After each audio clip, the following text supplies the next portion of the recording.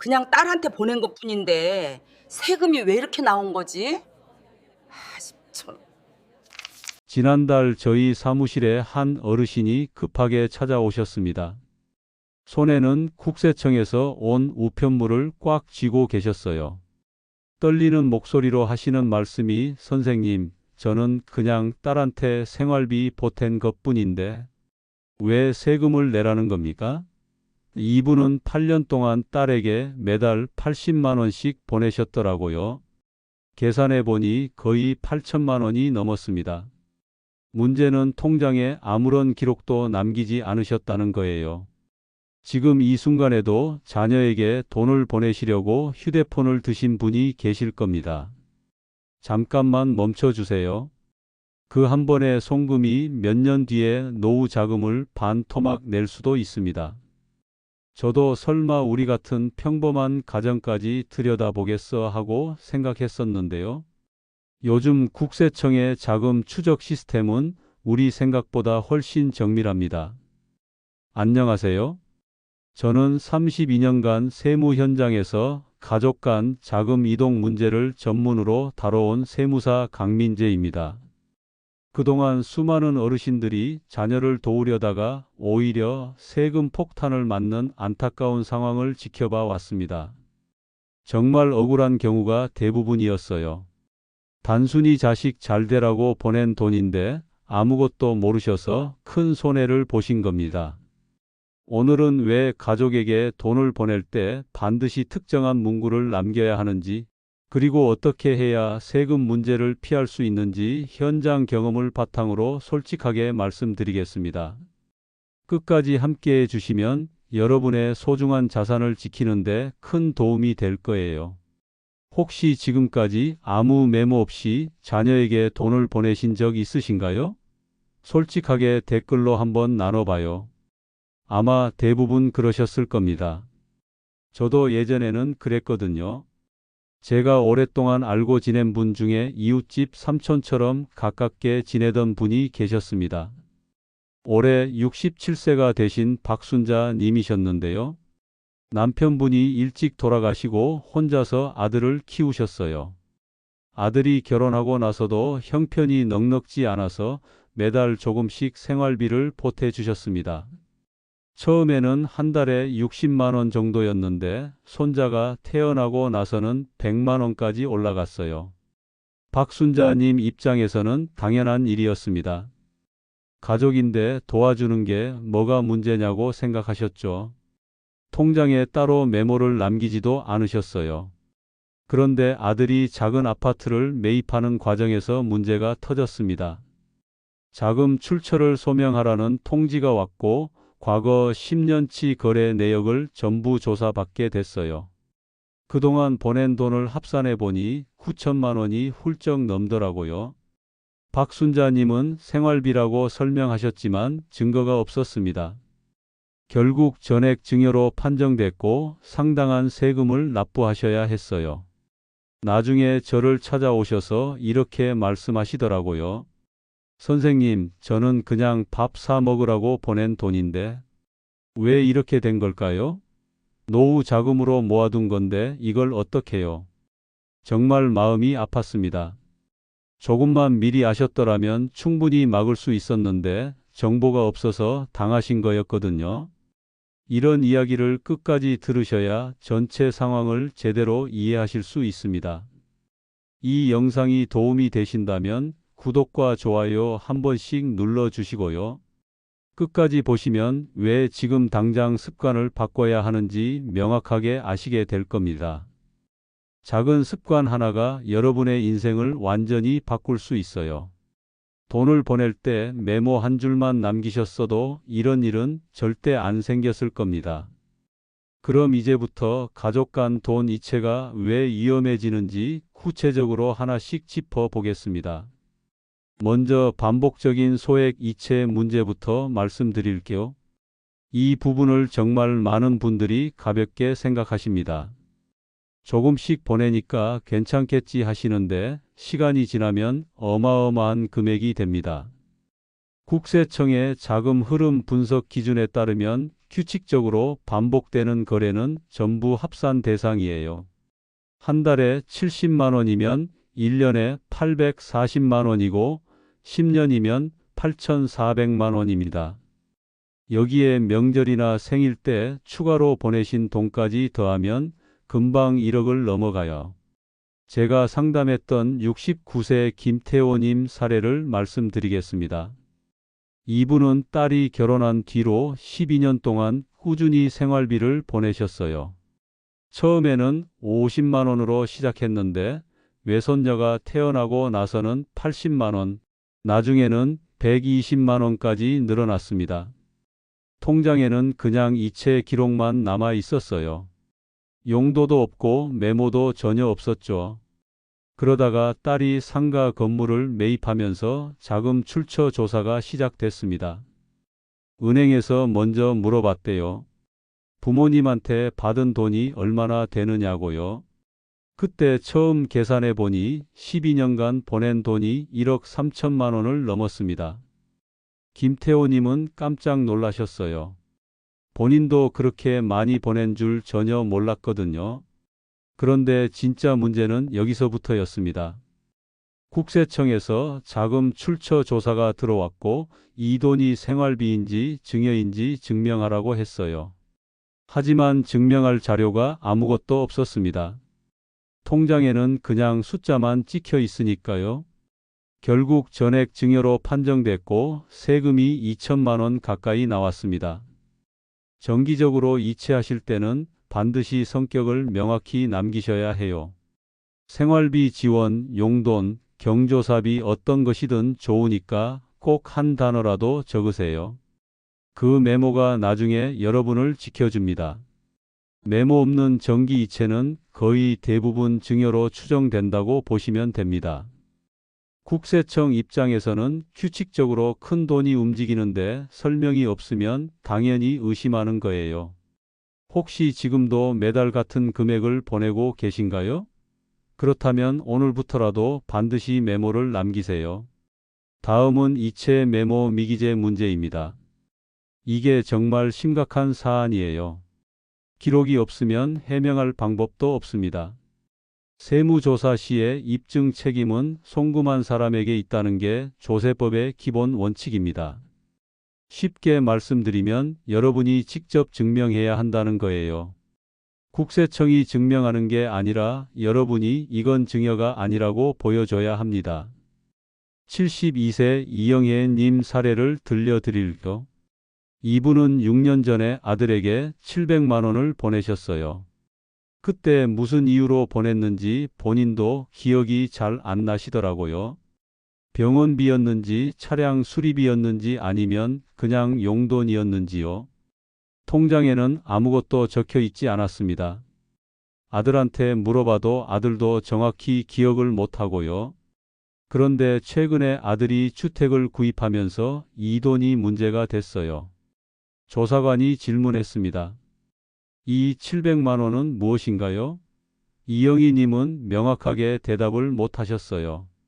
아마 생활비로 준 것 같다고 하셨는데 증거가 없으니까 받아들여지지 않더래요. 그냥 증여로 처리됐습니다. 700만 원 때문에 받은 정신적 스트레스는 금액으로 환산할 수 없을 정도였다고 하세요. 생활비, 이자, 원금 상환, 경조사비 이런 단어들을 꼭 남기세요. 딱 서너 글자면 충분합니다.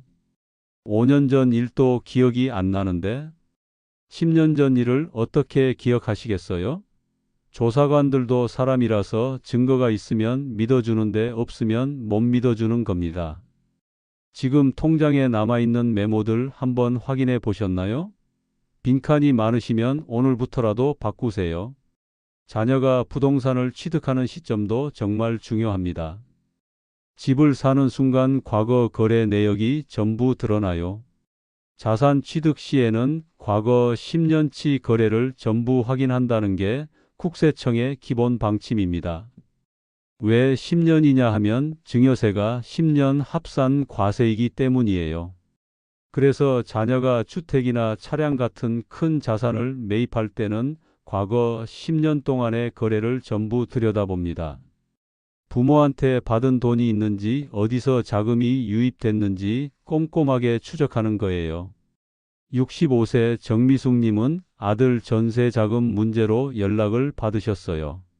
아들이 4억짜리 전세에 들어가는데 보증금 출처를 설명하라고 하더래요. 알고 보니 정미숙님이 수년간 조금씩 보낸 돈이 있었는데 그게 전부 증여로 추정됐습니다. 전세금이 큰 금액이니까 당연히 자금 출처를 확인하는 거예요. 아들 월급만으로는 설명이 안 되니까요. 큰 자금이 필요할 때는 반드시 사전에 정리하셔야 합니다. 미리미리 메모도 남기고 차용증도 작성하고 기록을 만들어 놓으셔야 해요. 사건이 터지고 나면 이미 늦습니다. 집을 사고 나서 조사가 들어오면 그때는 손 쓸 방법이 없어요. 그 전에 철저히 준비를 해 놓으셔야 하는 겁니다. 자녀가 집 살 계획이 있으신가요? 있으시면 지금 당장부터 통장 정리를 시작하세요. 현금 거래는 더더욱 조심하셔야 합니다. 많은 분들이 현금으로 주면 안 걸릴 거라고 생각하세요. 현금이 더 안전하다는 생각은 완전한 착각입니다. 오히려 현금이 훨씬 더 위험해요. 고액 현금 인출은 금융 당국에 자동으로 보고된다는 게 금융정보분석원의 설명입니다. 1천만 원 이상 현금을 찾으시면 전부 기록이 남아요. 그리고 나중에 해명하기가 계좌 이체보다 더 어렵습니다. 74세 홍길동님은 현금 전달 후에 더 큰 문제를 겪으셨어요. 이분은 은행에서 4천만 원을 현금으로 찾아서 딸에게 직접 전달하셨어요. 통장에 안 찍히니까 안전하다고 생각하신 거죠. 그런데 나중에 딸이 그 돈을 자기 계좌에 입금하니까 문제가 생겼습니다. 갑자기 4천만 원이 어디서 왔느냐고 물어보는 거예요. 딸은 아버지한테 받았다고 했고 홍길동님은 현금으로 줬다고 하셨는데 그냥 믿어주지 않더래요. 은행에서 현금 인출한 날짜와 딸이 입금한 날짜가 달랐거든요. 그 사이에 뭘 했느냐, 왜 바로 안 넣었느냐 이런 질문이 쏟아졌습니다. 결국 증명하기가 훨씬 더 복잡해졌어요. 차라리 계좌로 바로 보내셨으면 간단했을 텐데 말이죠. 계좌 흐름을 꼭 남기세요. 현금은 해명이 더 어렵습니다. 증거가 없으니까요. 현금으로 주신 적 있으신가요? 있으시면 어떻게 증명하실 건지 한번 생각해 보세요. 차용인지 증여인지 불분명한 경우도 정말 많습니다. 빌려준 돈이라면 반드시 증명하셔야 해요. 많은 분들이 나중에 갚을 테니까 빌려준 거라고 말씀하시는데 증거가 없으면 인정받지 못합니다. 차용증 없는 가족 거래는 증여 추정 비율이 매우 높다는 게 세무 연구 결과입니다. 가족끼리는 빌려준다고 해놓고 실제로 안 갚는 경우가 많으니까 처음부터 증여로 보는 거예요. 68세 강호성님은 차용증이 없어서 불이익을 받으셨어요. 이분은 아들에게 6천만 원을 빌려줬다고 주장하셨습니다. 나중에 갚기로 구두 약속을 했다고요. 하지만 차용증이 없었어요. 이자도 받지 않으셨고 상환 일정도 정해진 게 없었습니다. 그냥 입으로만 빌려준다고 한 거였어요. 조사관이 물어봤습니다. 언제까지 갚기로 했습니까? 강호성님은 형편이 나아지면 갚겠다고 했다고 대답하셨어요. 그랬더니 조사관이 그건 증여 아니냐고 하더래요. 차용증과 이자 기록을 반드시 남기셔야 합니다. 차용증만 작성해도 증거가 되고 거기에 이자까지 받으시면 확실하게 차용으로 인정받으실 수 있어요. 이자는 적어도 괜찮습니다. 연 2% 정도만 받으세요. 그러면 진짜 빌려준 거구나 하고 받아들여집니다. 말로만 하시면 절대 인정되지 않아요. 빌려주신 돈이라는 증거가 있으신가요? 없으시면 지금이라도 만드세요. 마지막으로 합산 과세 문제입니다. 이게 정말 무서워요. 10년 동안 보낸 돈을 전부 한꺼번에 봅니다. 증여세는 10년 합산 과세라는 게 기획재정부 규정입니다. 1년에 500만 원씩 주시면 괜찮다고 생각하시는데 10년이면 5천만 원이에요.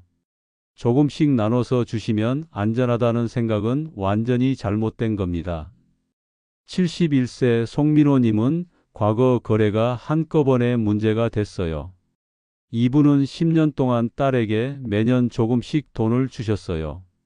많을 때는 1,500만 원, 적을 때는 300만 원, 평균적으로 800만 원 정도씩 주셨습니다.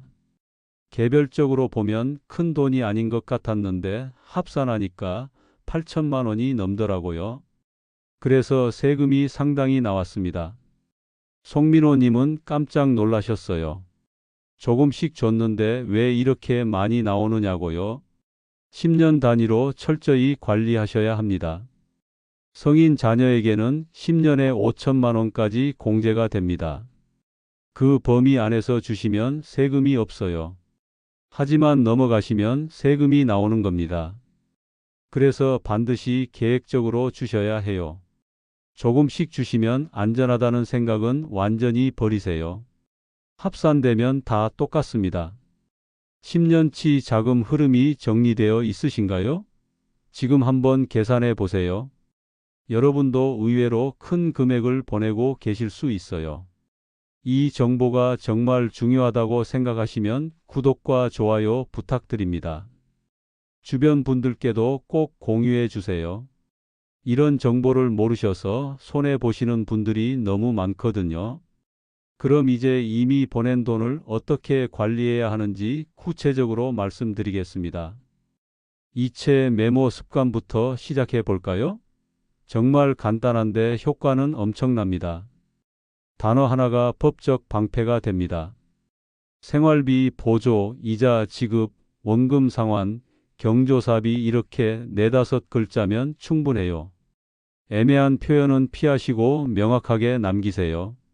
용돈이라고만 쓰지 마시고 생일 용돈, 명절 용돈 이렇게 구체적으로 쓰시는 게 좋습니다. 제가 상담하는 분들께 항상 드리는 말씀이 있어요. 은행 이체하실 때 메모란 보이시죠?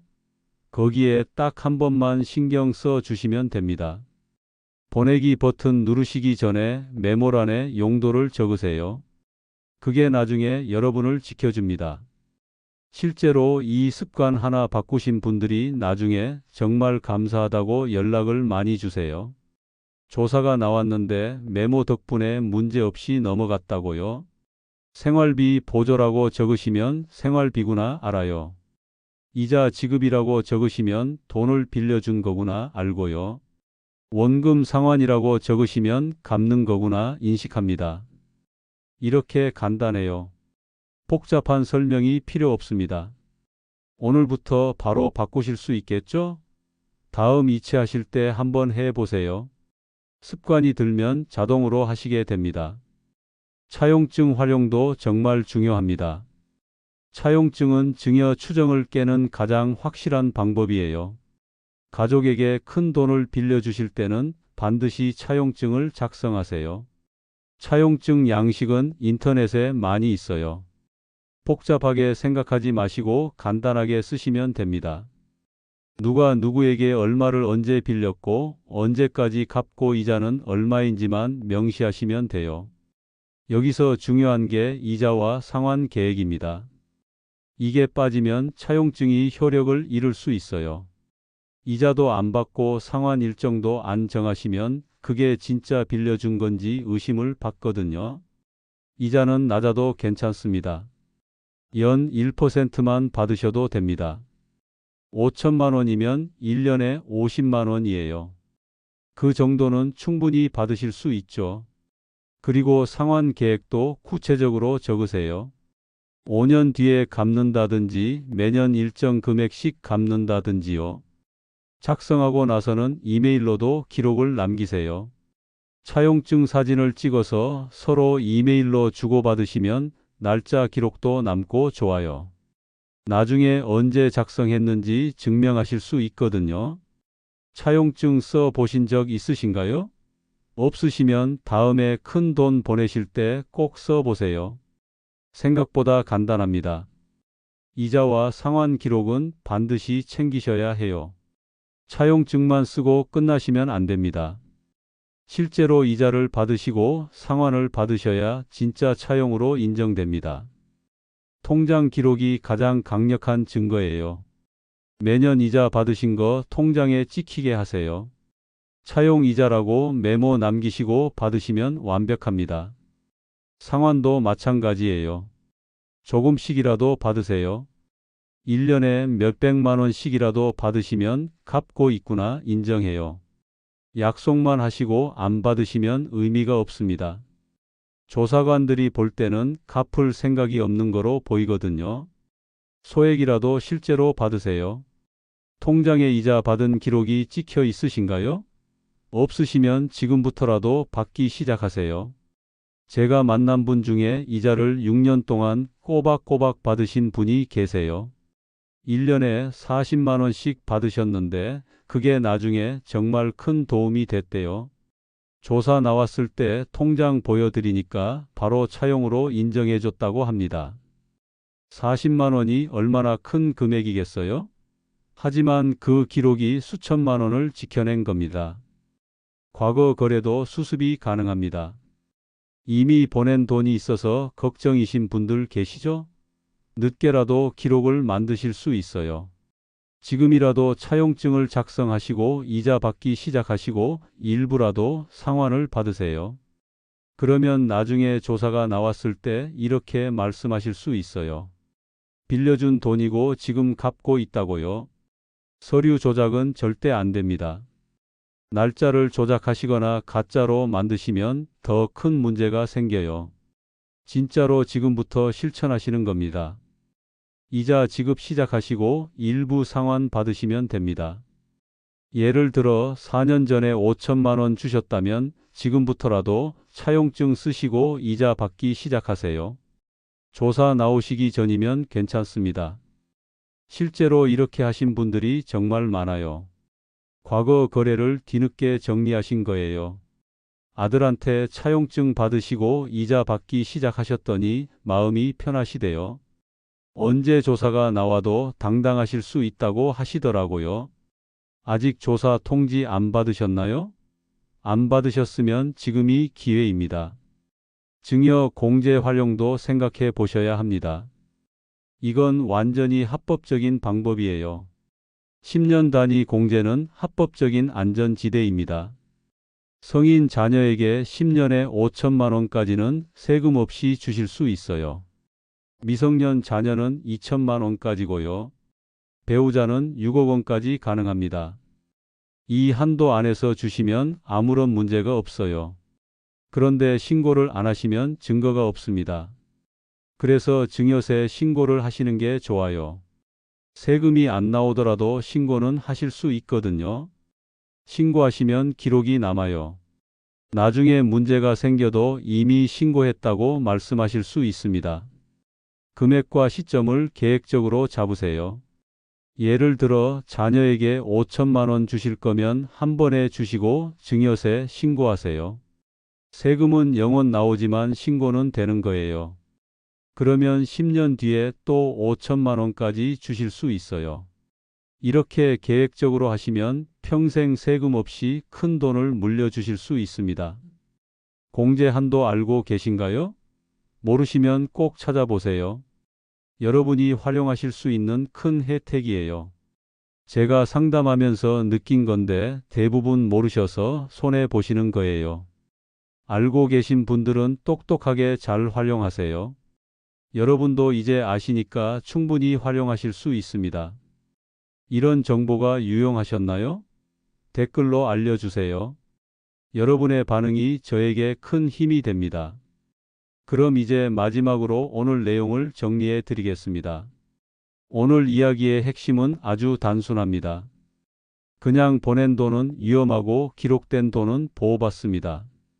가족이니까 괜찮겠지라는 생각이 가장 큰 오해예요. 세법은 가족도 예외가 없습니다. 오히려 가족 거래를 더 의심해요. 증여를 숨기려고 가족을 이용하는 경우가 많으니까요. 잘못 관리하시면 어떻게 될까요? 노후 자금이 줄어듭니다. 몇 천만 원씩 세금으로 나가시면 노후 계획이 완전히 흔들려요. 그리고 자녀에게도 짐이 됩니다. 부모가 주신 돈 때문에 자녀가 세금 문제로 고생하는 거 보고 싶으세요? 아니시잖아요. 또 가족 관계도 나빠질 수 있어요. 돈 문제로 다투게 되고 서로 원망하게 됩니다. 제대로 관리하시면 어떻게 될까요? 같은 돈으로도 마음이 편해집니다. 세금 걱정 없이 자녀를 도우실 수 있어요. 합법적으로 재산도 물려주실 수 있고요. 가족 관계도 좋아집니다. 투명하게 하시니까 서로 신뢰하게 되거든요. 이게 진짜 자녀를 사랑하는 방법이에요. 돈만 주시는 게 아니라 문제 없이 주시는 거예요. 오늘 당장 실천하실 한 가지만 말씀드릴게요. 다음 이체부터는 반드시 메모를 남기세요. 생활비, 보조, 이자 지급, 원금 상환, 경조사비 뭐든지 좋으니까 한 단어만 적으세요. 이 한 줄이 여러분 재산을 지켜줍니다. 정말 간단하죠? 딱 5초면 됩니다. 이체하시기 전에 메모란 클릭하시고 용도 적으시는 거예요. 이거 하나만 바꾸셔도 인생이 달라질 수 있습니다. 그리고 이미 보내신 돈이 있으시면 어떻게 하실까요? 지금부터라도 정리하세요. 큰 돈 빌려주셨으면 차용증 작성하시고 이자 받기 시작하세요. 조금씩 갚게 하세요. 늦었다고 생각하지 마세요. 조사 나오시기 전까지는 다 기회입니다. 지금 시작하시면 됩니다. 앞으로 주실 돈이 있으시면 반드시 계획을 세우세요. 10년에 5천만 원 공제 활용하시고 그 이상 주실 거면 차용 형태로 하세요. 이렇게만 하시면 평생 세금 걱정 없이 자녀를 도우실 수 있어요. 어렵지 않습니다. 알고 하시면 쉬워요. 오늘 영상이 도움이 되셨나요? 구독과 좋아요로 응원해 주시고 주변에 돈 문제로 걱정하시는 분들 계시면 꼭 공유해 주세요. 이런 정보를 모르시는 분들이 정말 너무 많아요. 여러분이 공유해 주시면 더 많은 분들이 도움 받으실 수 있습니다. 마지막으로 여러분 경험도 듣고 싶어요. 가족에게 돈 보내시면서 겪으신 일, 세금 문제로 고민하신 적 뭐든지 좋으니까 댓글로 나눠주세요. 서로의 경험이 큰 도움이 될 수 있어요. 저도 댓글 전부 읽어보고 필요하시면 댓글 달겠습니다. 오늘도 건강하시고 행복한 하루 보내세요. 감사합니다.